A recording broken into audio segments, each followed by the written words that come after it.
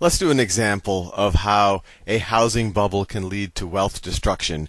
And I really just want to hit the point home that once wealth is destroyed, all legislation can do is kind of redistribute who takes the losses. That you can't create wealth all of a sudden out of legislation. You can maybe create incentives for investment, et cetera, but we'll talk about that in a future video. So let's say in year one, I have a neighborhood, and Toll Brothers goes out and builds a new development, and they build 5 houses. Let me draw those 5 houses. House 1, House 2, House 3, House 4, and House 5. And let's say that this was a normal home buying environment. This could have been, I don't know, 1995. Actually, let's just for the sake of argument, let's say that this is 1995. 1995, although I want this to be an abstract example, so we could call that year 1. But in 1995, these people, they find, 5 new families that go buy the house. They pay $100,000 each for the house. They pay $100,000 for the houses, each family, $100,000. And these were conforming loans. There wasn't this whole CDO and mortgage-backed security market. So essentially, these people had to put 20% down, and they had good credit scores and all the rest. So immediately, they have $20,000 of equity and an $80,000 loan, right? 20K equity, 20K equity. That's my code, E for equity. And then $80,000 loan. I don't have to write that down. Or $80,000 mortgage, right? And they had good credit, et cetera, et cetera. Now we have this whole securitization. Lending becomes a lot easier. It becomes easier and easier every year because the housing prices go up. So people stop taking risk into consideration. And let's say that we get to the year 2005. But this could be an abstract example. It could be year 2, whatever. In 2005, all of a sudden, everyone is getting access to funding.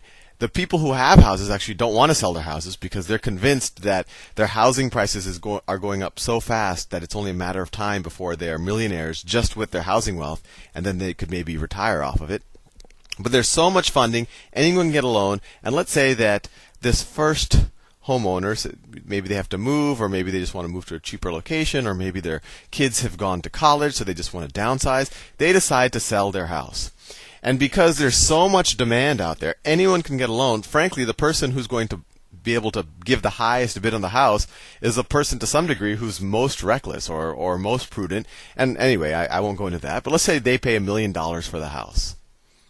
Right? They have no money down, $1 million loan, subprime, negative amortization. They had no credit rating, et cetera, et cetera. Well, they pay $1 million. That was the purchase price of the house.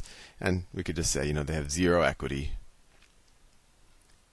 And they have $1 million loan.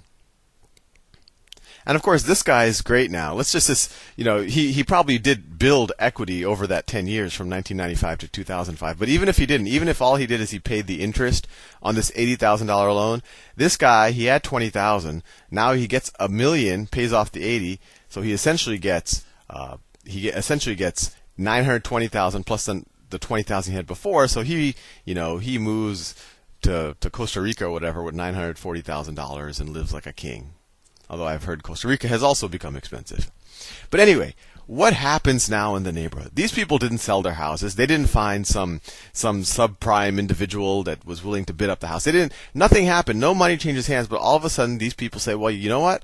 Our houses are just as nice as this first house that sold. Maybe it's even better.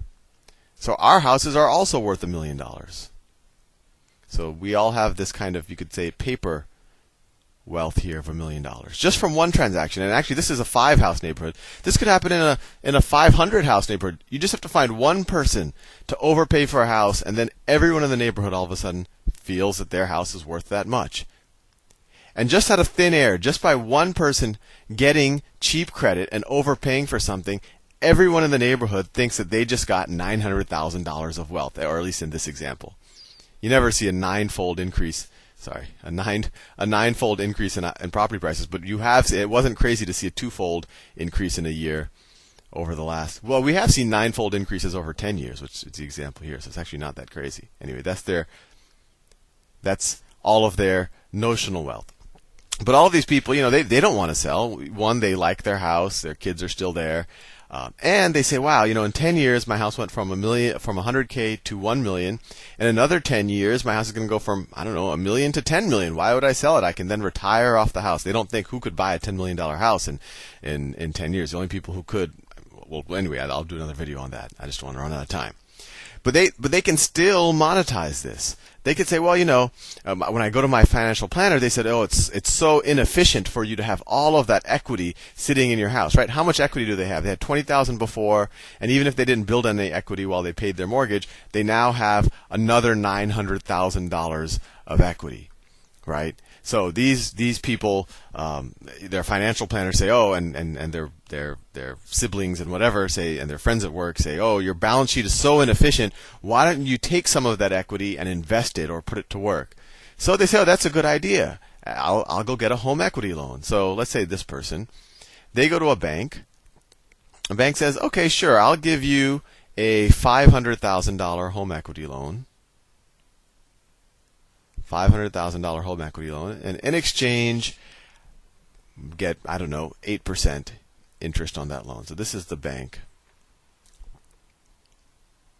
And the bank thinks it got a great deal because this $500,000 loan, it's not an unsecured loan. It's not like if this person can't pay, they just file bankruptcy and there's nothing that the bank can get a hold of.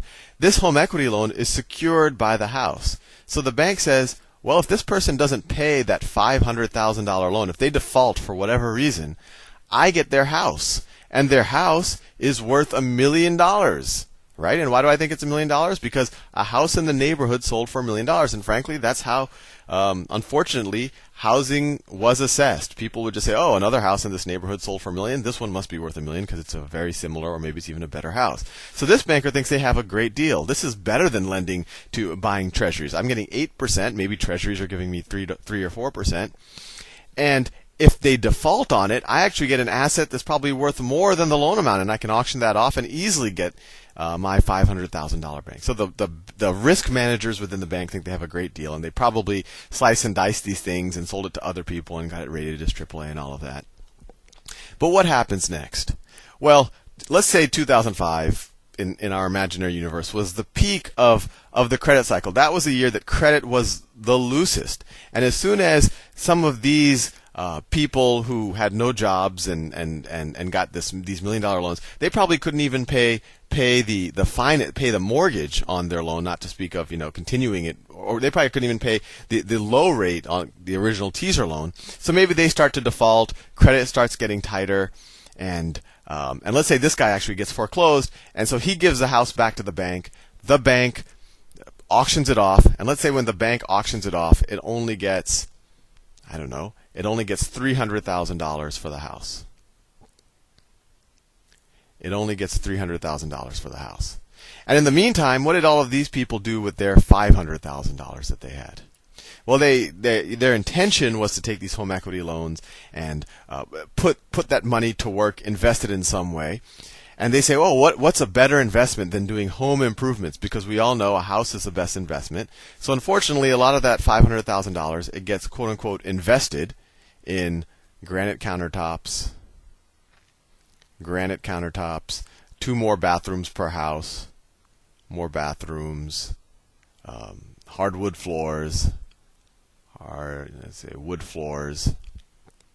And you can imagine, and they want to treat themselves too, so they did a little vacation. So it was invested in, quote unquote, invested in their house because they said, oh, well, this will increase the value of my house, and as a side benefit, I will really look good relative to the neighbors and live it up, and I can live beyond essentially what my income would predict. And I've done some videos on investment versus consumption, but I'd argue that this wasn't real investment. That $500,000, that this was consumption, because it's not making the world more productive in any way. It's not increasing the total economic pie for the world, so it's not investment. Maybe it is investment if it somehow makes your asset more emotionally appealing to some greater fool to pay more for it, but it's not.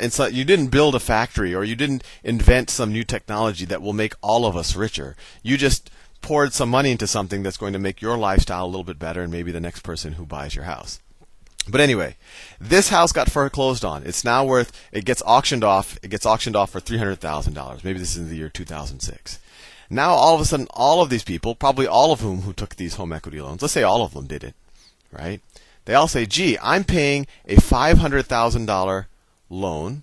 Actually, I'm paying $500,000 plus my original $80,000 loan. So I have $580,000 of debt on an asset that just sold for $300,000. So what do you think they're going to do? And I just realized I'm out of time, so I'll continue this in the next video.